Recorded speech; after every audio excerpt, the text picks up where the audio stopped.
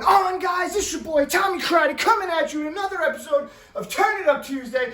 This week's episode is called the New York City Marathon. So just in case you guys didn't know and didn't see anything in the news and everything else, but just past November 7th was Marathon Sunday, New York City Marathon. Biggest, one of the biggest marathons I think that there is. Your boy Tommy Karate ran the New York City Marathon, and I'm here to tell you all about the crazy stories I had that went along with it. So every year, New York City Marathon comes along. It was a big event in our house. My dad would get a big turkey. We would make it was like Thanksgiving Day on Marathon Sunday. My dad would make a big turkey. I don't know how this tradition started, but it was a big thing. We'd watch New York City Marathon all day on TV, and we would have a big turkey dinner. So one day I decided, hey, you know what? I want to run the New York City Marathon. It would be a nice accomplishment to have, so I'm going to go ahead and do it. So, along with that came a lot of training. And the training is where a lot of my crazy stories came into play. So, I started training for it, and obviously I got to build up slow. I used to run cross country in high school, so I was, pretty good at the long distance running. But a marathon, 26.2 miles, that's a big difference than 3.1 miles for cross country. So anyway, I started training for this, and you got to build up. So during the week, I'm building up. I'm running, 3.1 miles. I'm running 3 miles just to start building up. And one morning, I'm running, and it hit me. Right about mile, I would say 2.5 of my 3 miles, it hit me. That's it. I'm getting the rumbling in the stomach. Oh, by the way, I should put a disclaimer out there for this whole video, because training for a marathon, there's a lot of things that happen that are kind of a little gross to talk about. Gross, is that the word I'm looking for? I don't know, but I'm putting a disclaimer out there. Watch at your own risk for the details and descriptions I'm about to give you. I'm about to drop on you guys. So anyway, I'm running. It's about 2 miles, 2.5 miles in. I got about a half mile left. And I'm running, and I'm getting the rumblings. And I'm like, oh man, I don't think I'm gonna make it home. Right? There's nowhere to go. I'm running in the neighborhood. I'm running around blocks right now, and I've got the rumbling going. And this was like 6 o'clock in the morning. And man, it is rumbling. And I'm sitting and I'm like, man, I don't know. Am I gonna get home? And I'm thinking, well, maybe if I start running faster, maybe I get home faster. But the problem is, if you're running faster, things are gonna get moved around and jumped and joggled around faster. So it might cause you to really have to go to the bathroom, and I don't want to poop my pants. So I'm sitting there and I had to make a decision, because where I was running, there was a big area where there was a big bunch of bushes. And I was like, man, I could just dip off right there, go into those bushes, and come back out. And I had to make a decision. I was like, am I gonna try it? Am I gonna do that? Or am I gonna attempt to make it home? Well, I decided I'm just gonna go for it. So I stepped on the gas, and I ran a little bit faster, and luckily I got home, opened that door, ran straight into the bathroom, and luckily I made it just in time. But man, that was a close one. Another morning, I'm training, right? I'm running, running on the sidewalk. Now, on the sidewalk where I'm running, there are bumps and, cracks and things like that.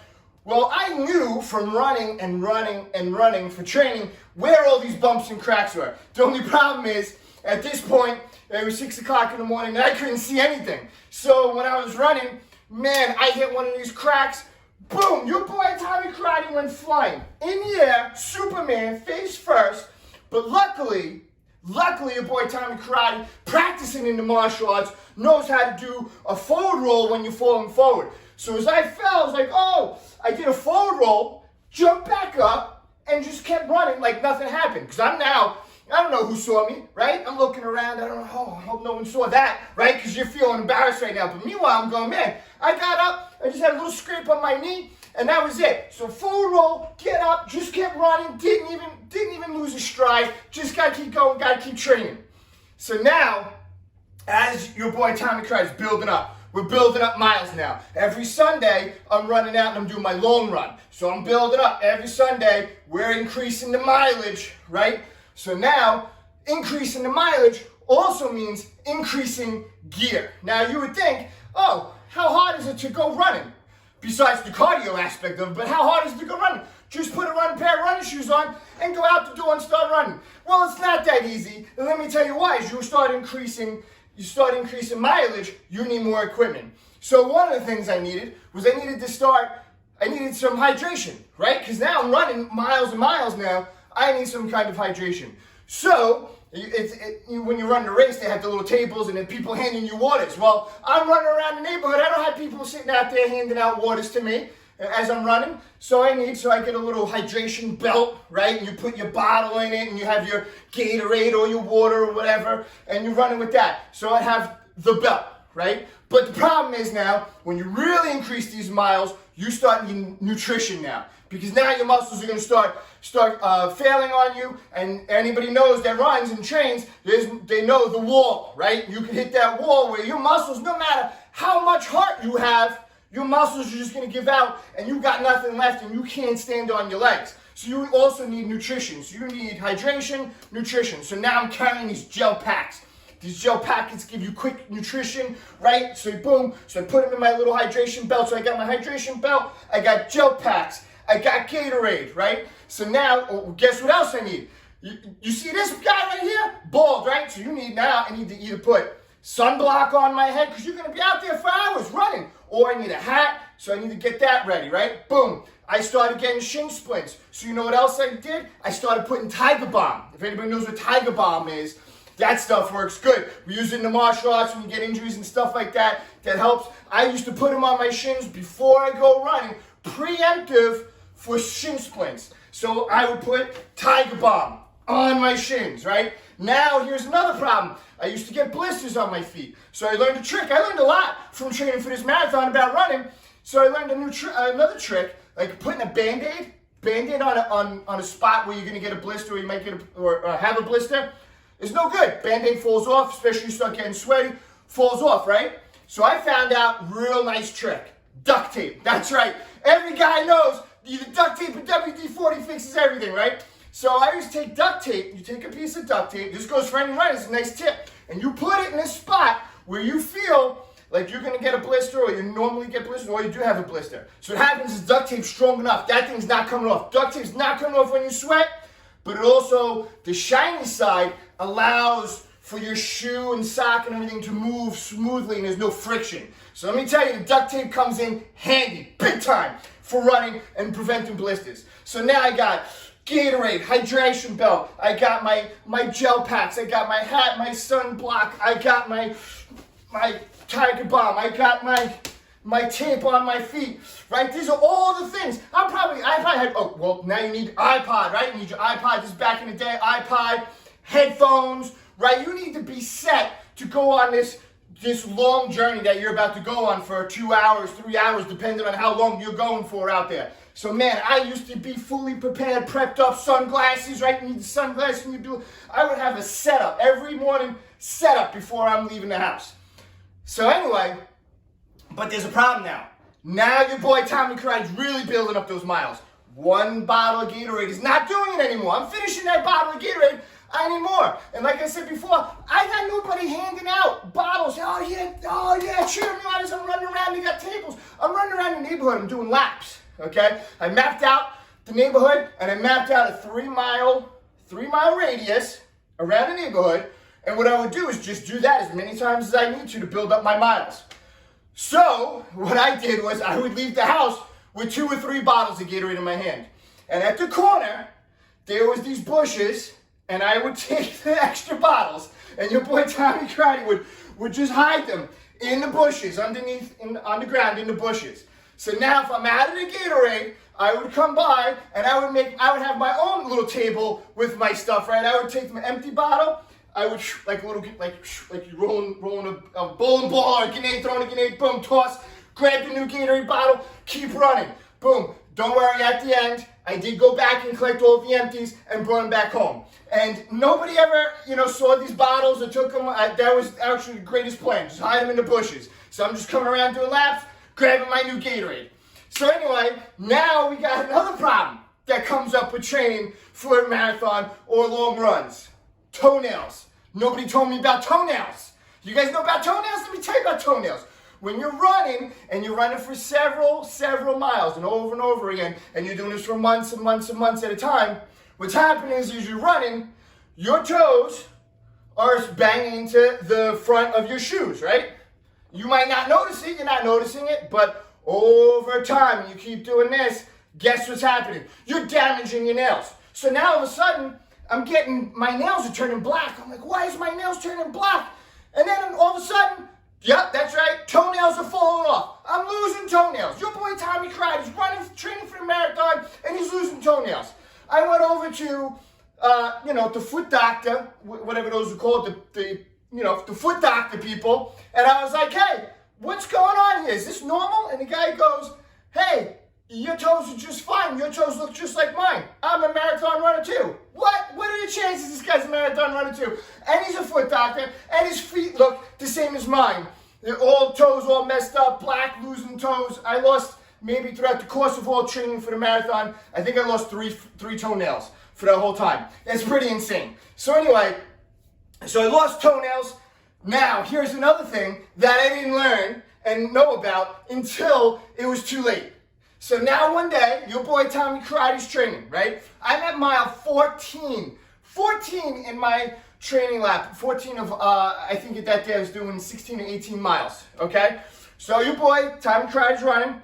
I got this new shirt, new outfit, right? I got these new shorts I'm riding in, new tank top. But this tank top was, I don't even know what kind of material it was, but it was kind of bouncy, I guess is the only word to describe it. It wasn't cotton, but it was like a bouncy tank top, okay?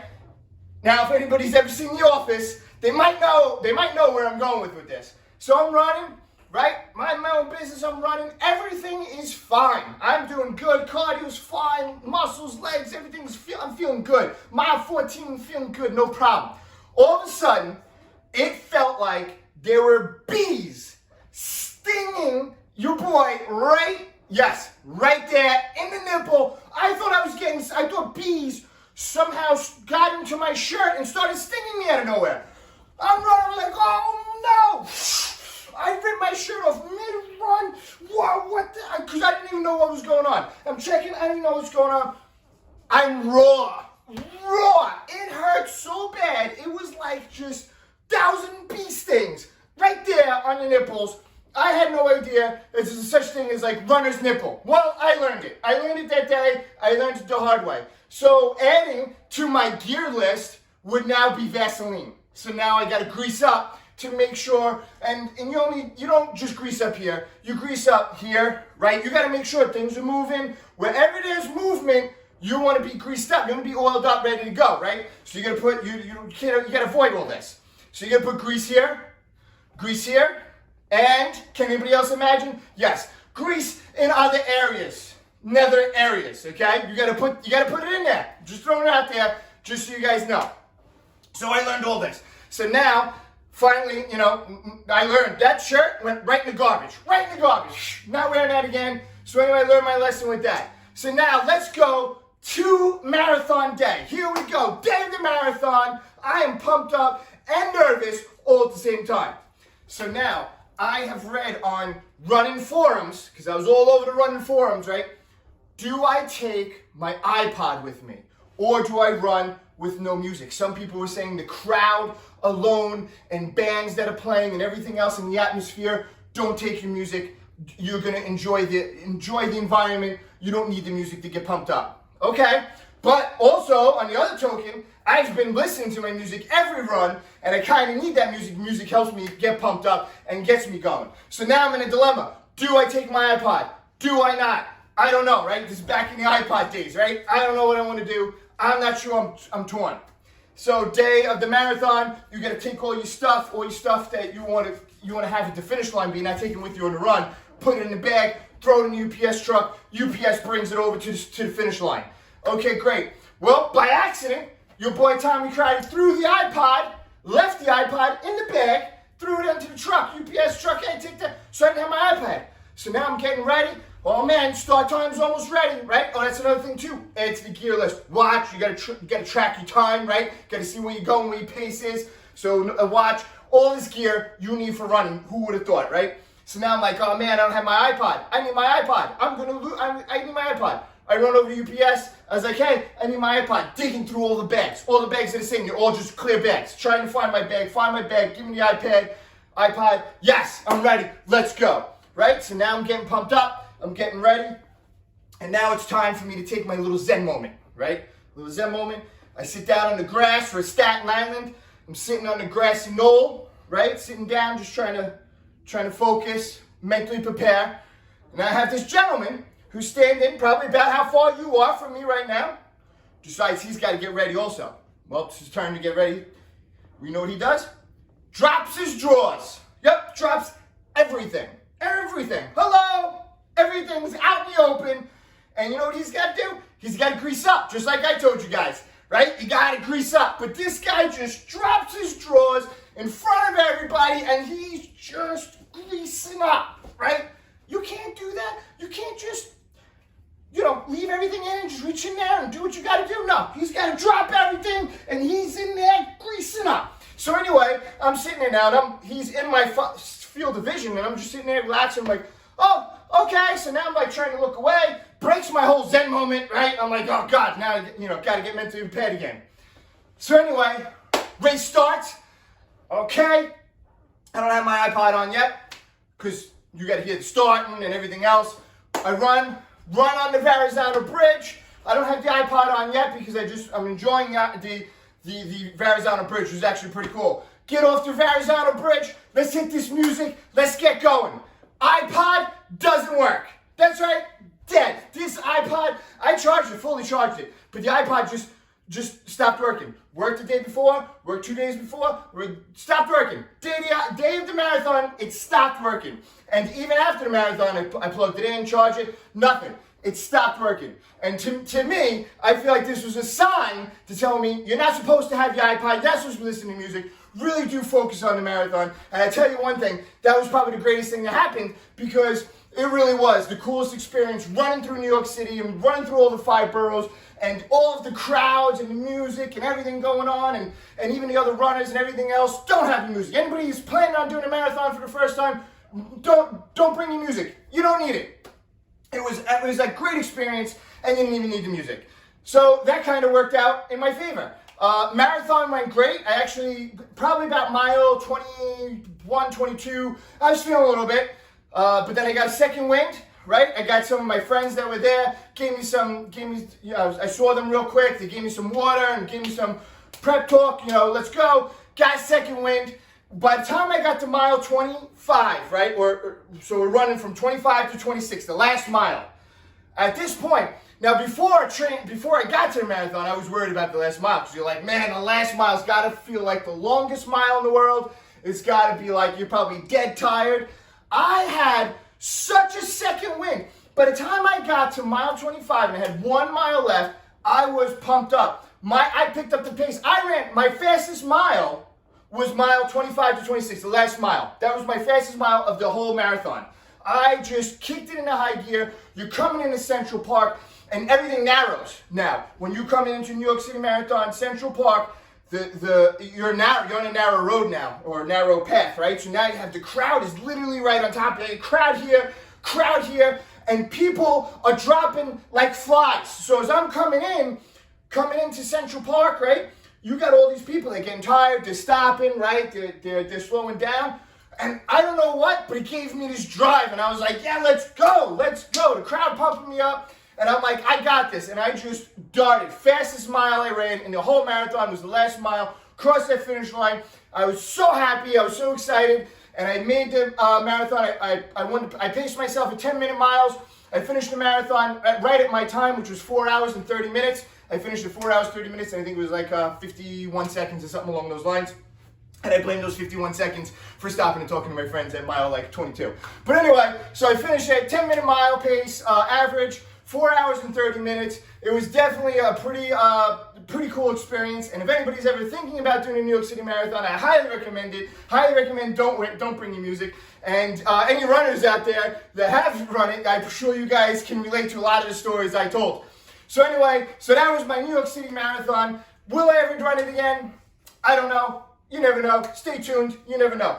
But anyway, what I want you guys to do is make sure you guys, if you guys made it this far, hit that like button. Come on, make sure hit that thumbs up button. Make sure you guys subscribe. Until next time, Tommy Karate out.